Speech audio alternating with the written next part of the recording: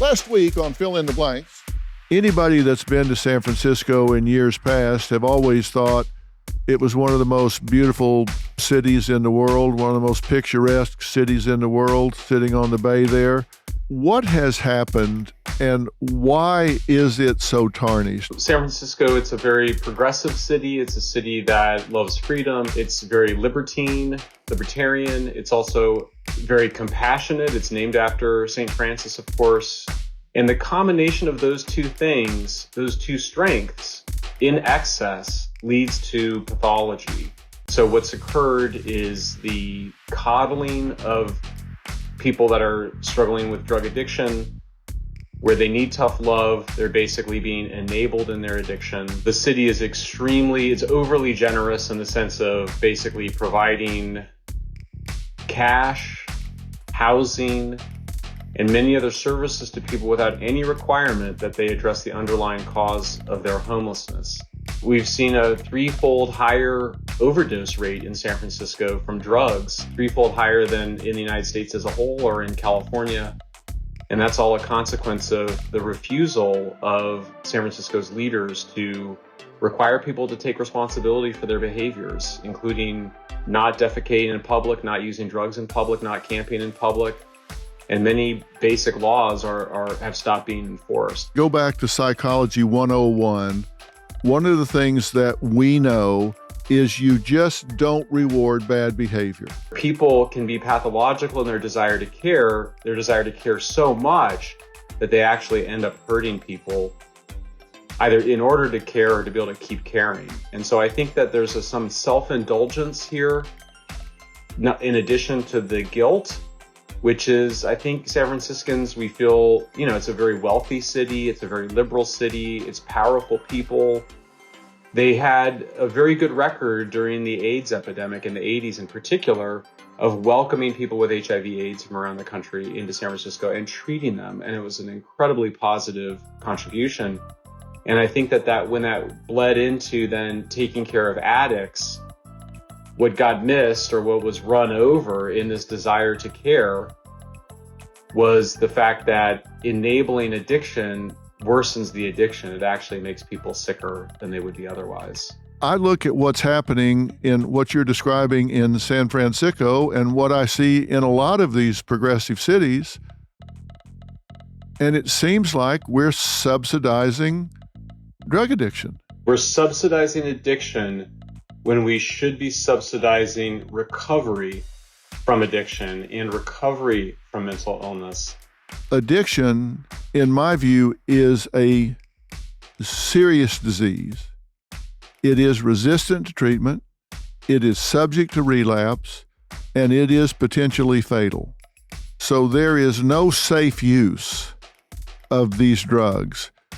What I don't understand is how they are in a different category of being oppressed and therefore are held to a lesser standard. The fact is that people that are suffering from drug addiction do tend to have higher rates of childhood trauma and abuse. There's comorbidities, including dual diagnosis with mental illness. But that doesn't then say that you should not require people to take responsibility or that you should enable those disorders from continuing.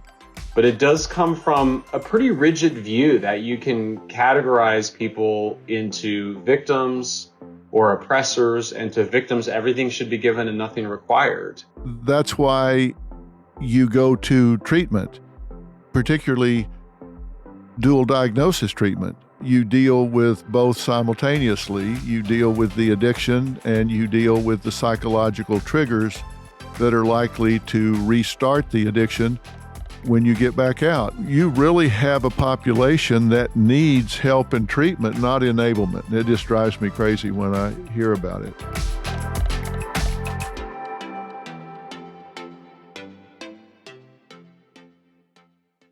What is the rule of law in San Francisco with regard to living on the streets now? And are they clearing some of these areas? Are they doing what they refer to as sweeps? And what happens to them if they're moved? San Francisco has passed 20 twice a camping ban, a sit-lie ordinance that says you can't lie down on the sidewalks. So the laws are on the books, and just as they are in most cities, that you can't do those things. So it's been a matter of electing very progressive members of the city, the county board of supervisors, the city board of supervisors, and very progressive district attorneys who won't enforce the laws. The other strategy that the radical progressives have used is to basically divert funding that would have gone into building basic, safe, and clean shelters into very expensive apartment units. And the reason, ostensibly, is because they think that shelter is just not good enough for people, and that everybody that is homeless deserves their own apartment unit in, by the way, one of the most expensive real estate markets in the world. Well, so then they're in a situation where they can say, well, there's no shelter space.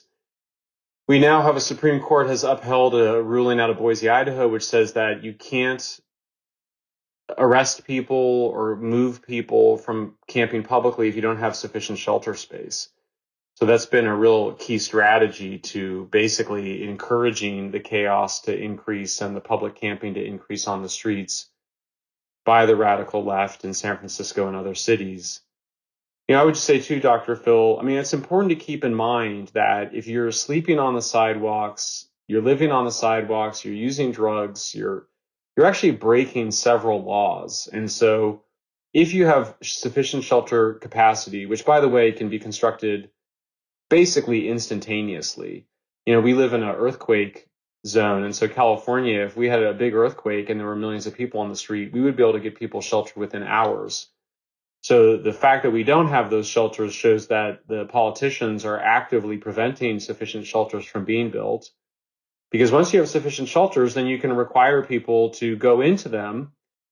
They don't have to go, by the way, I always point this out, you don't have to go into the shelter if you don't want to go into the shelter, but you can't sleep on the street. And if you need somewhere to sleep, then you can go sleep in the shelter. That's the rule in places like the Netherlands and Japan and France and civilized societies.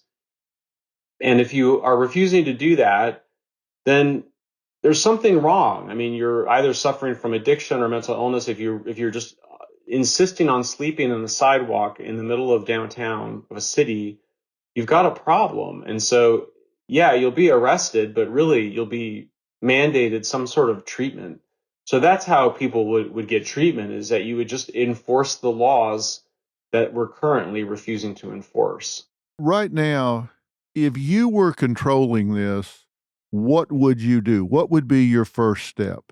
The first thing I would do if I were, say, governor of the state, since I do think it is best dealt with at a state level, precisely for the reason you said, which is that if you're an addict on the street in San Francisco, you probably should not be going to rehab in San Francisco. You're probably better off in a smaller town in the countryside somewhere for 3 to 6 months, and then on some sort of work rehabilitation program, and maybe never go back to San Francisco, as you said, or at least not until you've really achieved full recovery. So a statewide system is what you need. And by the way, Boston's mayor has been moving their homeless addict population into shelters, into housing, and not just in Boston, but in other parts of the state. So this has worked in other states. I would immediately put in place a statewide psychiatric and addiction care system. We could call it CalPsych, that would allow social workers to get people into drug rehabilitation or psychiatric care immediately within a few hours, particularly after people overdose is a great time for them to get into that care. And then I would have a shelter first, housing earned policy so that you have sufficient shelter. Again, people don't have to go in there, but they can't sleep on the street. So you have a shelter, a clean, safe, basic shelter bed for everybody. And then the small amount of subsidized housing that the taxpayers are generously funding would be reserved for people who pass a drug test, who show that they're taking their psychiatric meds and are making progress on their personal plan to recovery. Those are precious homeless housing units. They should not be given out to people who are not making steps. They should not be used as a reward for bad behavior. They should only be used as a reward for good behavior. And when you say you can do shelters for a lot of people in a short period of time, these are shelters that can be set up in huge environmentally controlled tents. You can do these in areas that are low demand for the real estate. You know, they're not in downtown San Francisco. You can go to outlying areas and you can provide shelters for thousands of people. What's the population of San Francisco now? What, 875, something like that, 875,000? Yeah.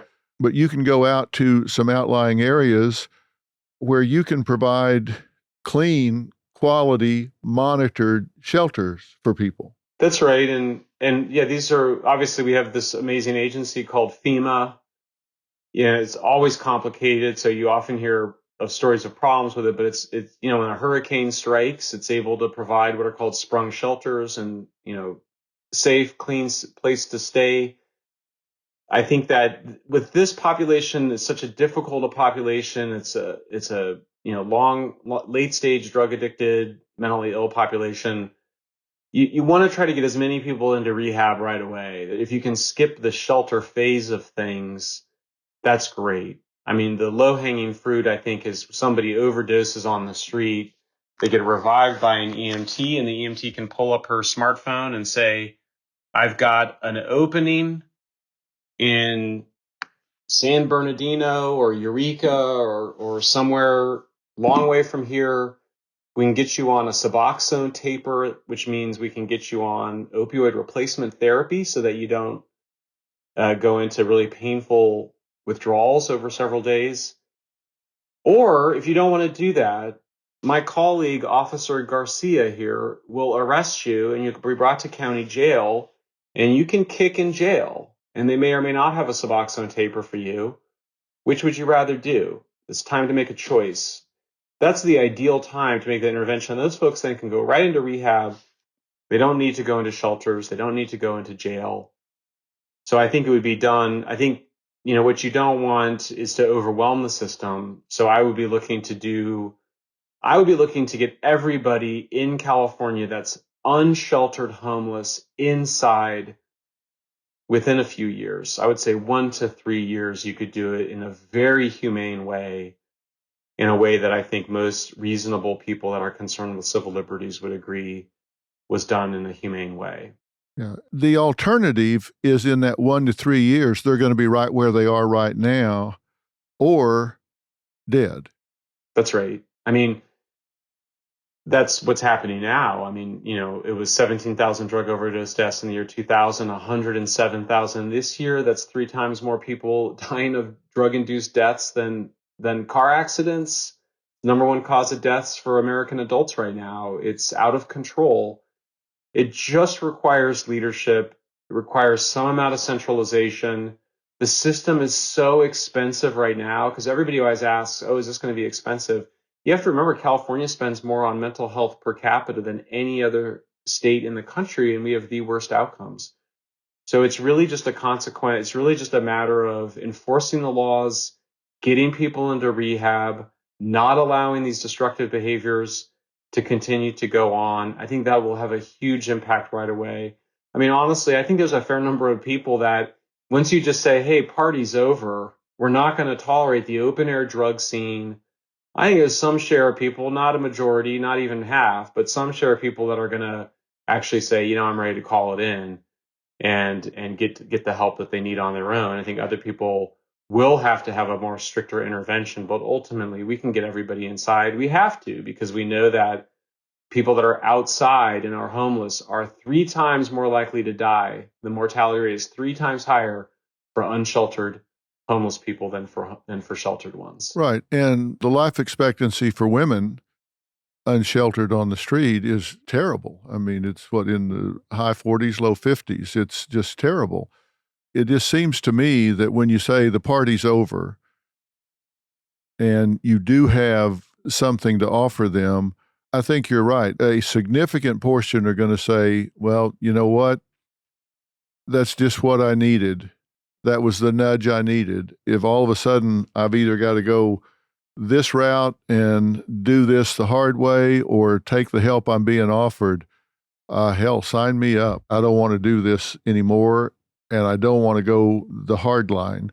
I'd rather take the help and do what I need to do to get myself back. You know, Dr. Phil, I was going to make one point too to that, which is that one of the points that harm reduction advocates make, which is accurate, is that most people who experiment with drugs, including hard ones, don't become addicts. And by the same token, a significant number of people that become addicts are able to quit on their own without needing to go to rehab.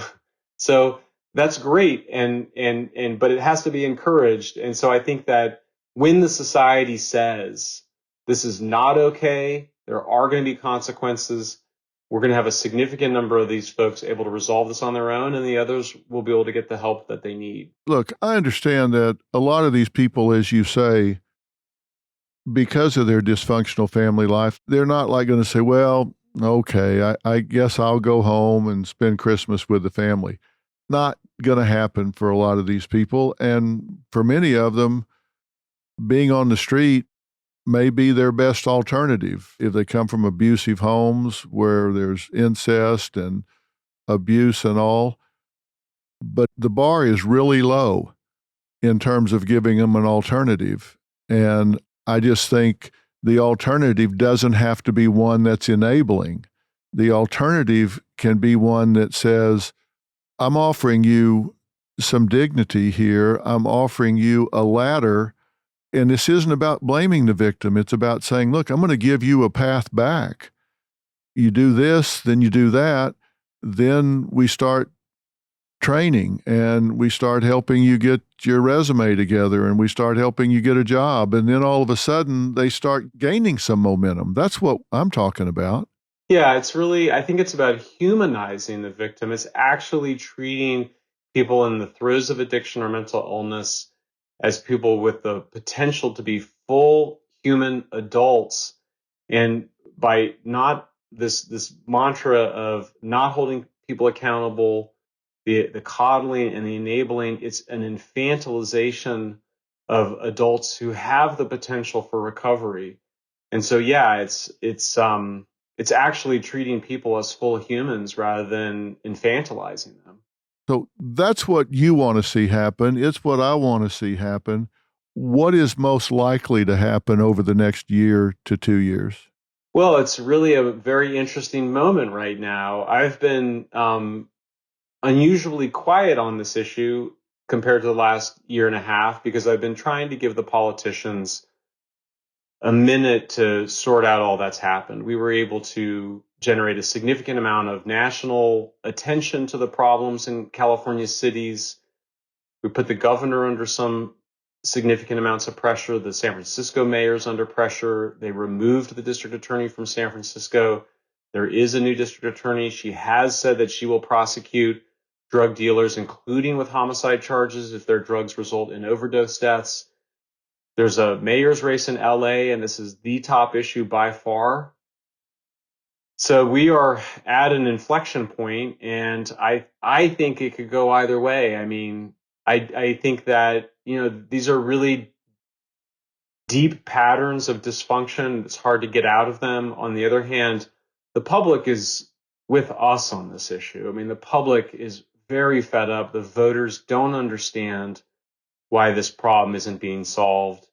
They're really getting tired of it. In the last Los Angeles mayor's debate, one of the journalists said that, the polling that they had done and the conversations with residents is that the residents are just sick of it and they just want people off the street and they're done with the excuses and they're done with making the perfect the enemy of the good. So, medium and long term, I'm optimistic. I'm not sure how soon it'll happen, but I do think we will end up doing the right thing, even if we have to exhaust all other options before then.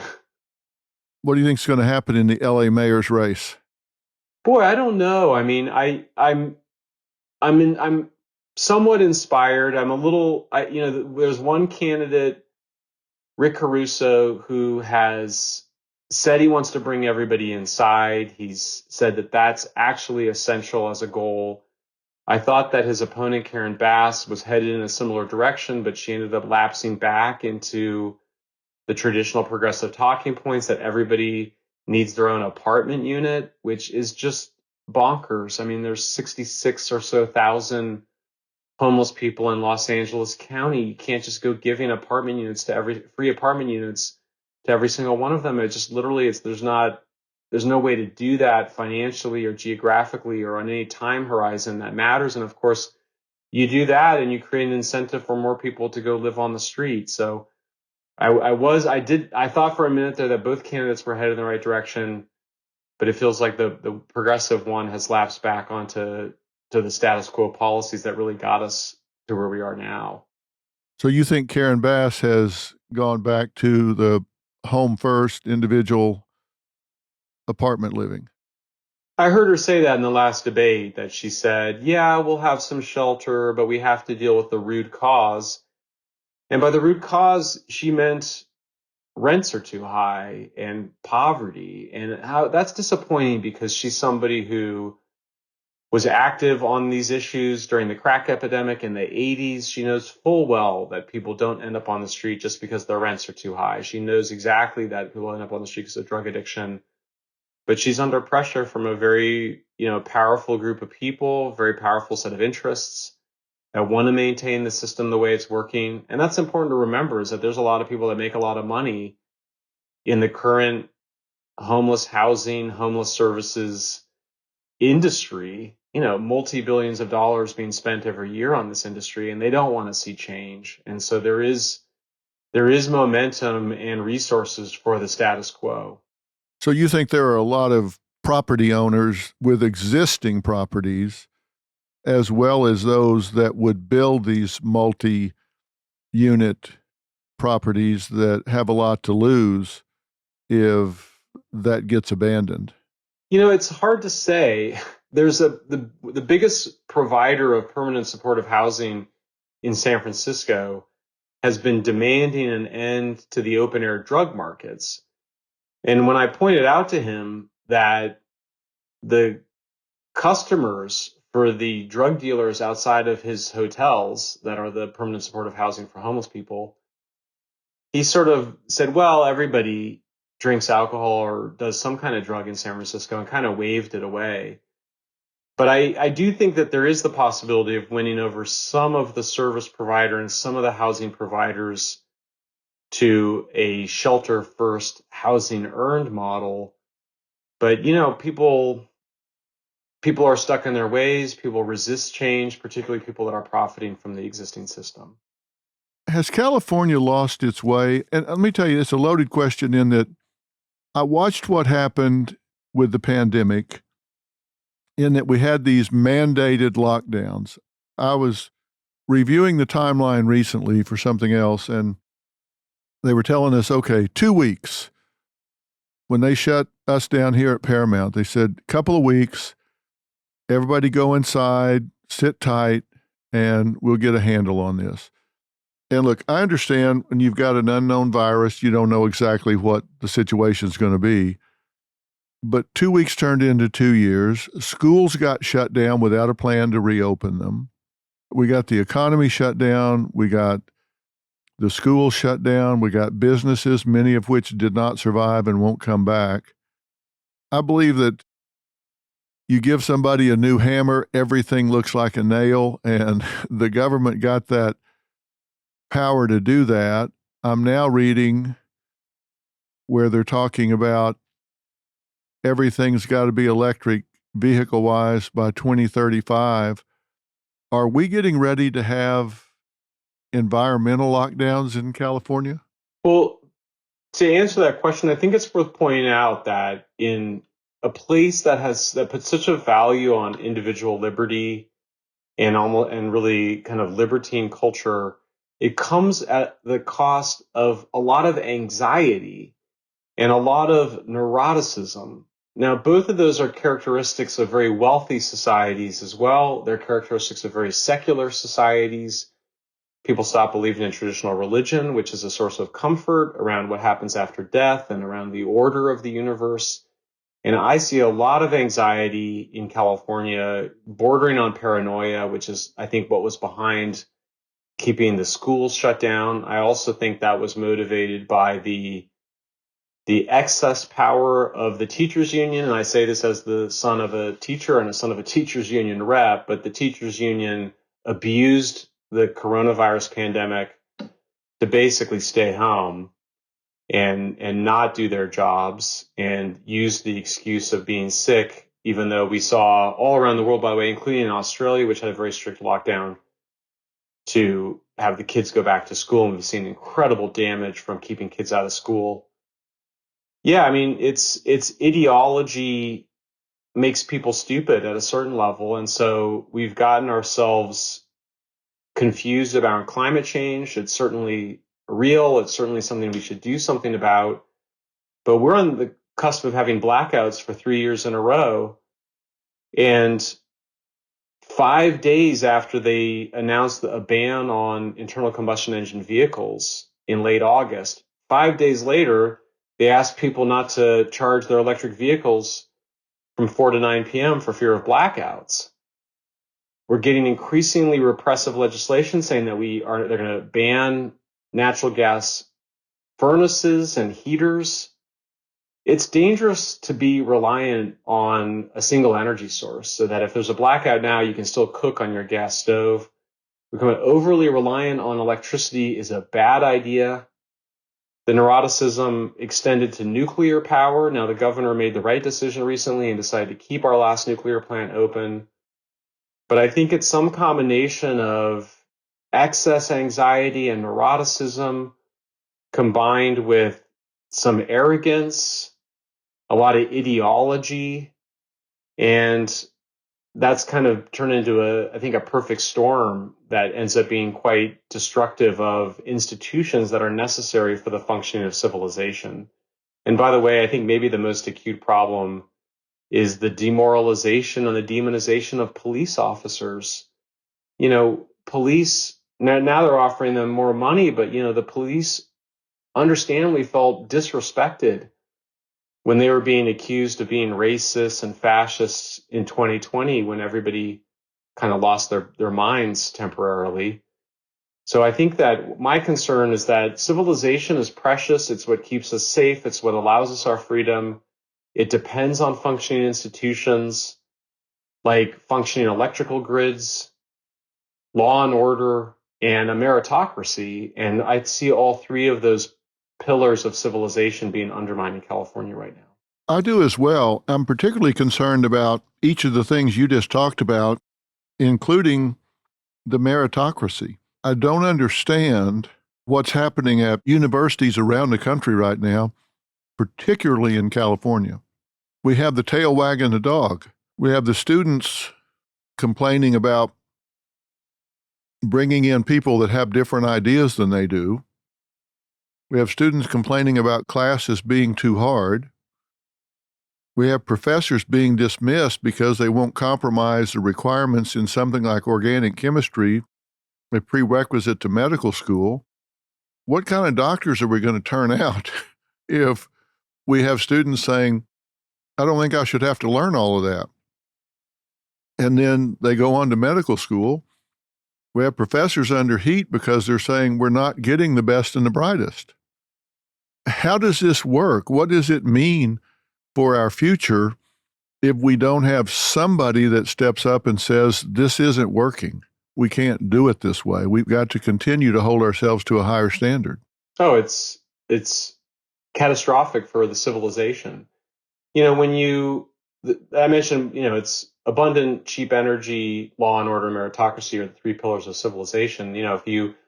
When they just announced a policy to defund the police and you had anti-police protests, there was an immediate spike in crime.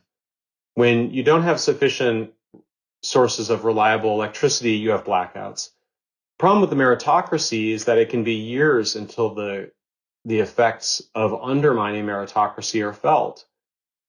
So I worry very much about this. It's the same victim ideology. It's the idea that if there's racial or other forms or gender inequalities in terms of the number of professors or PhDs or people in a profession, that somehow must be blamed on people being discriminatory or mean or oppressive, as opposed to the many other factors that it could be due to. And that there's going to be differences. You wouldn't predict, actually, just statistically, that you would see a uniform diversity racially or otherwise in any profession. You would expect there to be differences there, but we've gotten into a moral panic. The civil rights movement was such a special moment in American history, and it's something for all of us to be proud of. But we went way too far in basically turning it into a kind of God and kind of sacralizing an important movement into sort of a hard black and white moral judgment to apply to every domain of life. It's very dangerous. Meritocracy, we have meritocracies for a reason. We want to sort out the people that are good at medicine, that are good at engineering, that are good at sports, that are good at cooking, that are good at writing books, at being psychotherapists. Meritocracy is what allows us to find the right professions for each of us. And so it's not a mode of social control. It's actually a form of human liberation. I think we've forgotten why we have meritocracy and why it benefits us as individuals as well as a society. And we need to get back and remind ourselves of the importance of it. Well, that's why I'm concerned about where we're going now, because when they shut the schools down, they created educational gaps, developmental gaps, social gaps that I don't think we're going to feel the brunt of for decades. I think the competitiveness of America in the world market is greatly compromised. I think it's going to cost millions of years of lives lost for this current generation of students. If you're not reading on grade level at the end of the third grade, particularly for low socioeconomic strata and for minorities, the dropout rate is 6 times normal because they just never catch up. They then fall further behind in fourth grade, and in fifth grade, it really steps up where they start teaching grammar and you have to start kind of self-directing more. And the Department of Education in 2015 said that there were 32 million people that can't read above the fifth grade level, and that 19% of high school graduates can't read above the most basic level. The National Assessment of Education Progress said 32% of fourth graders and 24% of eighth graders aren't reading at a basic level. So whoever you're talking to said we weren't doing great going into this. And now we've created these levels, and that remote learning, particularly for those lower grades, didn't work. It just didn't work. So they lost a year and come back and feel intimidated now. So they fall further and further behind. That means they're going to get less of a quality education, which means they're going to get less of a job, which means they have poorer insurance in higher risk jobs, which create more injuries, slower diagnosis, poorer treatment, which creates those years of life lost. All of this just obtains 20 years from now, 30 years from now, and we're just not competitive. Something has to happen to close that gap. You can't just, because you don't see it right now, pretend it doesn't exist. And that's why we're seeing such high levels of depression, anxiety, stress, and loneliness, higher than have ever been registered before with these kids. And nothing is going to change it except getting in there and doing special reading programs and addressing the mental health of these kids. I read right when Apocalypse Never came out, critics were describing you as being a denier on climate change. They apparently didn't read the book. Nothing could be further from the truth. I read you as saying, absolutely, we need to pay attention to the climate. Absolutely, I am sensitive to that. I just don't believe what they're selling is going to help. That's the way I read what you were saying. I absolutely think we should attend to the climate and to the planet, just not with what you're peddling, because that's not working and won't work. I don't get it. Yeah, that's right. It's a similar. The books are. I didn't really see it until I was finished with San Francisco, but I do see my two books are both arguing for human potential, for human resilience, for the old Rosie the Riveter, yes we can spirit. That was when I self-identified as a progressive. That was the spirit of it that I took from it. It was about overcoming adversity. It was not wallowing in misery. Whereas if you look at it today, it's a kind of catastrophism, psychologically and otherwise. The idea that climate change is not something that we're going to be able to survive. That's absolutely absurd. The number of deaths from natural disasters has declined over 95%. In fact, the number of what gets counted as a disaster, because so few people die, has meant that we've actually had fewer natural disasters over the last 2 decades. Similarly, I see a kind of similar learned helplessness or a taught helplessness in the case of homelessness. So on the one hand, on climate change, we say, oh, the Bangladeshis will never be able to survive the rising sea levels, even though the people of the Netherlands, in many parts of it, live 7 meters below sea level. And similarly, we say, oh, those people on the street will never be able to give up drugs, when, of course, millions of people achieve recovery from addiction every year. And so there's the denial that's occurring is the denial of human power and of human potential. And that's a real change from the best of the 1960s, of the best of Viktor Frankl, of his argument in Man's Search for Meaning, which is that mentality is everything. And a long way from, the self-help, the human potential movements, which I think used to have a huge influence on liberal-minded people, but now I think among liberal-minded people, it's viewed as blaming the victim to suggest that people can develop the mentality capable of transcending their circumstances. Well, I couldn't agree more. And it's not blaming the victim, to empower the victim and to help them require more of themselves every step of the way. And to disagree with a particular plan doesn't mean to disagree with the primary objective.